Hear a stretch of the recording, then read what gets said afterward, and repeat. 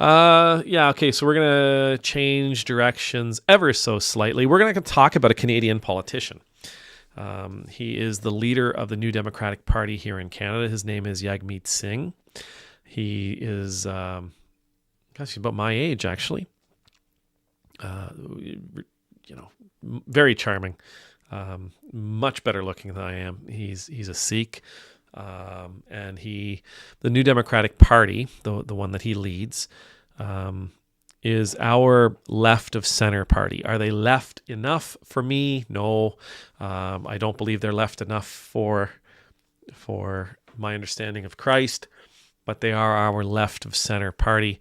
We have a conservative party, which is right wing, not right wing, but they're the right of center. We have the Liberal Party, which claims to be on the left, and they're nowhere near the left. They're very much centrist and to the right.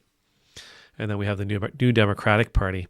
Those are the three main parties. We also have the Green Party. We have other parties. But anyway, Jagmeet Singh it strikes me he's a lovely guy. Well, let me show you. That's him. That's Jagmeet Singh. He's got Steph's mustache. I don't know if anybody here has met Steph, but Steph goes to our Bible study and our book study, and Steph has a great mustache, and he's got a great beard, and he's well spoken. He seems very loving, very kind. He's really in what I've seen of him, he's quite tender and he's quite smart. He's quite compassionate. He also takes a ridiculous amount of nastiness. There are some viral videos that have made their way out there of people just spewing a ridiculous amount of hate his way. He has been accused of being for Sharia law, because he looks like a foreigner. Right, so obviously he must be for. Obviously, if he's dark skinned with a beard, he must be, and he looks like a foreigner. Well, he must be all for Sharia law, despite the fact that he's not Muslim. He takes a ridiculous amount of nastiness his way. Now, a couple of weeks ago, and when I put this video out, I'll include a link to a Canadian content creator that I'm sort of really enjoying. He's like a Canadian version of Bo. It's he's really quite good. Anyhow, but he wears a toque, not a hat with Curious George on the front. Jagmeet was walking into Parliament. He was walking into Parliament a little while ago, like I said, a couple of weeks ago, and he was approached by some guys, and they were asking him about a no confidence vote that the leader of the Conservative Party here was going to bring against Justin Trudeau to try to get the government to fall, and if he was going to vote for it and this and that, and he didn't say anything. And somebody in the crowd. Now there was a crowd of about 3 guys. There might have been a few other people, but there was a crowd of about 3 guys, and somebody yelled out a nasty statement. They called him a nasty name. I think they called him a cowardly bastard. And he stopped dead in his tracks. And he was walking away. He was going to work. And he stopped dead in his tracks, and he went back. Now, my understanding is he's been trained in in martial arts. And he's a pretty big dude. You watch that video, dude's thick. Right? Guy's thick. He's built like a brick. And he goes back. He says, "What did you say?" One guy said, "Oh, I didn't say anything. I didn't say anything." No, who said it then? "Oh, it must have been somebody behind me." Keep in mind, there's about 3 guys there. I don't know who said it. It was somebody behind me. So Singh goes to the guy behind him. "Did you want to say that to my face?" Say what?" "That thing you said. Did you have something to say to me?" "No, I didn't say anything. It was somebody behind me must have said it." Right? He goes on. Anyway, it's these guys. They're backpedaling fast and furious, as they do. Right? It's always one thing. Call somebody a name from a distance as they're walking away is one thing. Saying it to their face when they're standing in front of you somewhat looking down on you is another. I can only imagine what it's like being a person of authority, a person in Singh's position. I can only imagine what it's like being a celebrity, right? A political figure in any country, let alone my country. I can only imagine what it's like being somebody who is recognized wherever they go. Somebody who is hated vehemently because of the way they look, because of where their parents come from, because of their religion, because of their skin color, because of their politics, right? I can only imagine what that's like. Now, in this moment, Singh, I kind of think he snapped a little bit. Like when he went back at these guys, I get the feeling that he had just had enough.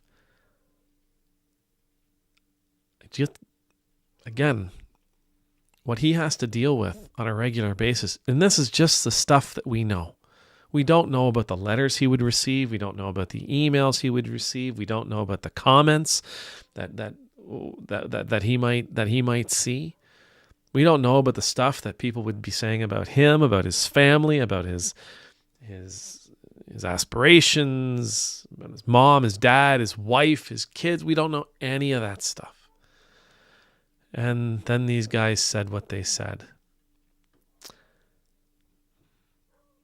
We all have our limits, right? We all have our limits. And we've talked before about how necessary it is for us to take care of ourselves. Because if we don't take care of ourselves, then, our limits, they get shorter. They grow closer. Now, there's a passage that I wanted to share with you. And it comes from Romans chapter 12. Now, it's in Romans chapter 12, but it's also found in many other places. Paul just gives a really a deeper sort of dive into it. It's found in Proverbs. I think it's found in Peter. But Romans chapter 12, starting in verse 17, do not repay anyone evil for evil. Be careful to do what is right in the eyes of everyone. If it is possible, as far as it depends on you, live at peace with everyone. Do not take revenge, my dear friends, but leave room for God's wrath. For it is written, it is mine to avenge. I will repay, says the Lord. On the contrary, if your enemy is hungry, feed them. If he is thirsty, give them something to drink. In doing this, he will heap burning coals on your head. Do not be overcome by evil, but overcome evil with good. Overcome evil with good. Over the years, Singh has been the leader of the NDP for a while. I want to say maybe like 2018, but I've watched him. I've got friends who run for the NDP. I've explored their platform and looked at their policy. And again, I've listened to him. And I've seen him in those moments where he's interacted with people who were less than friendly. I've seen the people come up to him say, you should get rid of the turban. You should get rid of your turban so that you look more Canadian. What's that supposed to mean? Right? I've seen him deal with people accost him in the middle of a speech, jump up on stage and try to take the microphone from his hand. I've seen him deal with people, calling him the most vile things as he walks down the street. He's always, again, as I've watched, and I'm sure there's things out there where he does lose his cool, but the places where he's always repaid evil with kindness. He's always repaid those harsh words with gentleness. When that man in Montreal came up to him and said, you should get rid of the turban so you look more Canadian, what he said was, Canadians, we all have all kinds of different looks, right? He didn't get angry. He didn't call him a racist. He didn't say anything like that. He said, oh, but Canadians, we have many looks. Right? We all look different. Canadians don't have to look any kind of one way. However he said it was beautiful. I'm messing it up. Oddly enough, in most of the things you'll ever see this guy, and most of the videos you'll ever see of this guy, he's always acting very kind. In this case, in that video where he comes back to talk to the troll, he comes back to ask them if they'd like to have the conversation face to face, instead of as he's walking away around the corner with his back turned to them. That's out of character for him.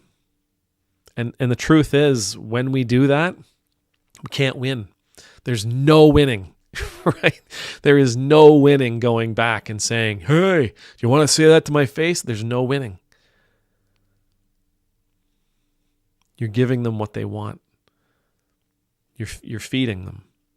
They want a viral clip. They want to see you lose your cool. They want to see you lose your patience. They want to see you react as opposed to respond. Can't win. Even if you say the most pithy thing, even if you make them pee their pants in fear of what it is you're about to do to them, you can't win. People of love, people in leadership roles, you have to take Paul's words seriously. You have to be willing to say, I'm going to repay this evil with good. I'm going to repay these words with kindness. I'm going to repay these statements with gentleness. I'm going to show my enemy that I am not their enemy. I'm going to feed them and take care of them. I'm going to provide for them. You may not change their mind, but that's not the point. That's not how we, quote unquote, win. We win by living our lives according to these teachings, living our lives according to this morality. We win by being people of integrity. We win by being better. In the eyes of the world, we may look cowardly. In the eyes of the world, we may look soft. We may look weak. In the eyes of the world, we may actually look like we're losing. In the eyes of God, no. We're strong. In the eyes of God, we're powerful. In the eyes of God, we're wise. In the eyes of God, we are victorious. But even if you take God out of it, up here and in here, when we do that right thing, when we do that integrity thing, when we take the high road, doesn't matter if anybody else knows it. Doesn't matter if anybody else acknowledges it. Doesn't matter if anybody else sees it. It doesn't matter if anybody else believes it. We know. We know we won because we've done the right thing. We've done the loving thing. To hell with what anybody else thinks. We know, and God knows. We did the godly thing. Amen.